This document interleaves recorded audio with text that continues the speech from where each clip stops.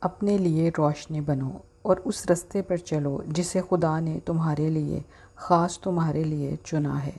دوستو، میرا رب اس بستی کی ایک پر رونق گلی کے نکڑ پہ چلو میں پانی بھرے کھڑا ہے، پکارتا ہے، آؤ میں تمہیں صاف کر دوں۔ تم جو علائشوں میں لپٹے ہو، اپنی بوجھ بھری زندگی سے پریشان ہو، یہاں میرے پاس آؤ، میں تمہیں پھر سے پاکیزہ بنا دوں۔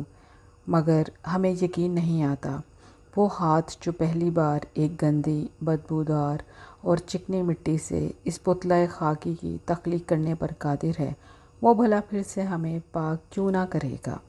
دوستو، دکھ اس وقت تک باقی رہتے ہیں جب تک گناہ باقی رہے۔ گناہوں کو چھوڑتے ہی دکھ کا سلسلہ بھی ختم ہو جاتا ہے۔ یہ ممکن ہے کہ گزشتہ گناہوں کا اثر کچھ دیر تک باقی رہے، لیکن عن قریب مسرت کا عمل شروع ہو جاتا ہے۔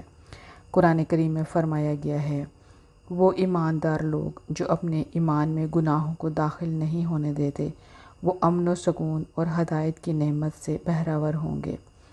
ناظرین، تندرستی نیکی کا نام ہے۔ جب لالچ، نفرت، فریب کی آگ بجھ جاتی ہے تو مکمل چین و سکون مل جاتا ہے۔